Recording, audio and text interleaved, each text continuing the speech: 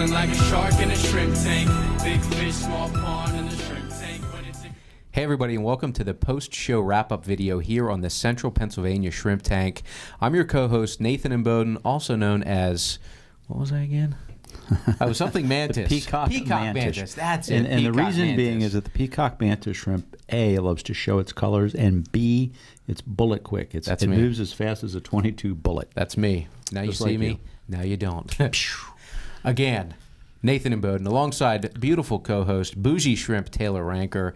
Find a full replay of this broadcast with Charles Mitchell from the Commonwealth Foundation on our website at shrimptankpodcast.com/CentralPA. Also, be sure to subscribe to our channel so you can get every episode of every business owner and entrepreneur. We have the privilege of interviewing and getting a behind-the-scenes look at their mind and their business and how they're making Pennsylvania, and specifically Central Pennsylvania, an incredible place to live, work, play. I think there's a magazine about live, work, play here in Pennsylvania, and do business. So without further ado, we want to welcome Charles Mitchell to the post-show wrap-up. And you have a very interesting story about how you got involved with the Commonwealth Foundation, correct? I do, right. And it begins on a day you might not expect.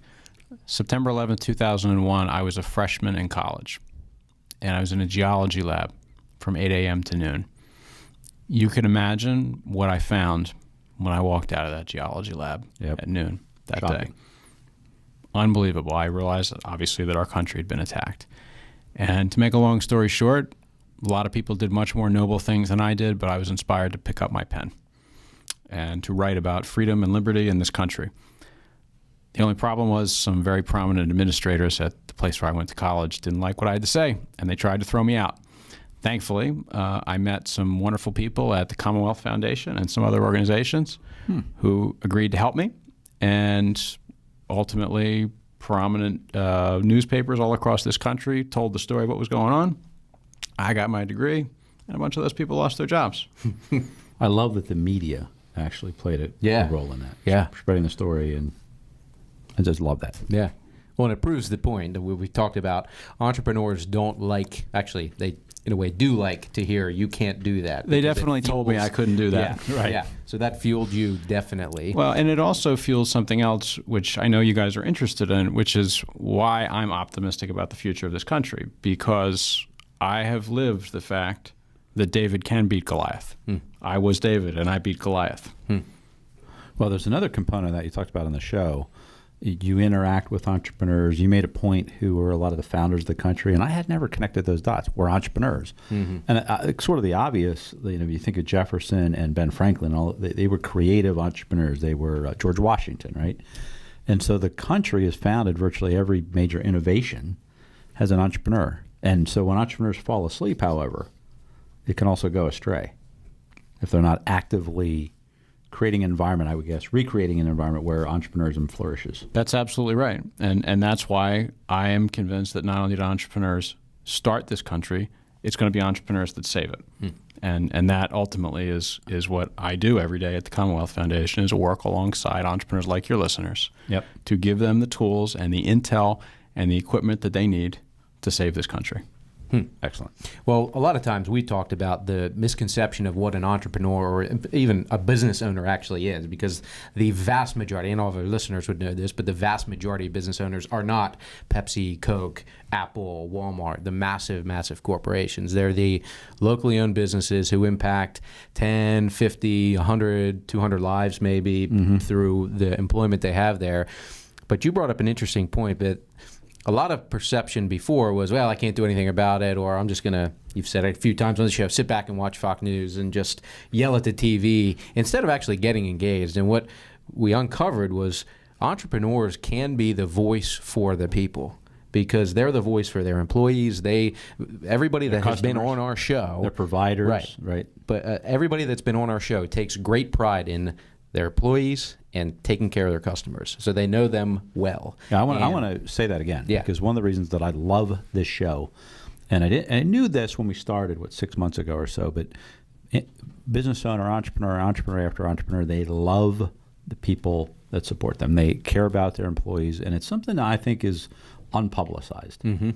Big time. It's worse than unpublicized. There's a myth out there that it's the opposite, right? Yes, that entrepreneurs are successful because they take advantage of people, right? Because they fool people into buying their product. Or I was just reading an article today about how this guy who runs a coffee company, is really mean, and he fools people into working for less than they should. I mean but that's the choice. That's what people say out there in our culture right now. But the reality is totally the opposite. Yeah. The entrepreneurs that I know, that I work with, care By the way, deeply. that's mathematically impossible in a 3.5% unemployment economy. Yeah. There are, in fact, more quality jobs available right now.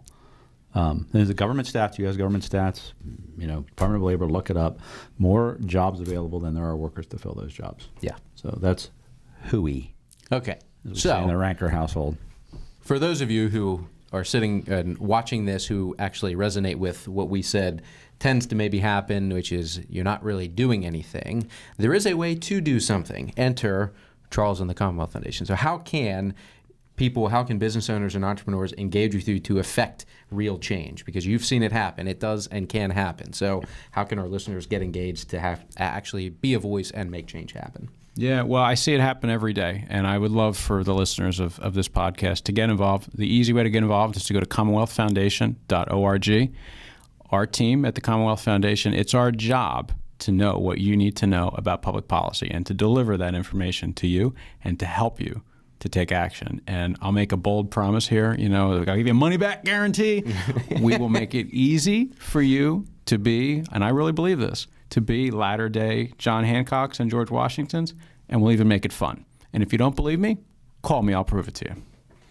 I love it. Can you share a little bit of the news? There's a little bit of news coming about a new location, I believe, or Yeah. location that would affect. I'm sorry to put you on the spot. No, but I would can make it I fun like for business owners and entrepreneurs to engage. Yeah, I like making news. Now, yes, and you have to get in touch with us if you want this information, commonwealthfoundation.org. But we and some of our allies recently purchased real estate at the foot of the Capitol steps in Harrisburg, and it is open to any like-minded individual, including entrepreneurs, to come in, build relationships, have the best coffee in town, and there are some fine adult beverages that'll be available, within reason, of course. And there's place to work. You can meet with legislators, all that kind of stuff. But it's deliberately designed to be a hub. I'm actually thrilled to hear for the first time that there's buildable real estate there, because I just thought it was the swamp light. So that's right. Good news. That's really good. Did you do a proper perk test at the swamp? Because that maybe was just. Isn't that amazing though? Think about it. So on a serious note, entrepreneurs and business owners are going to be represented right, essentially on the Capitol grounds. It's the first thing you see when you walk down the steps. That's amazing.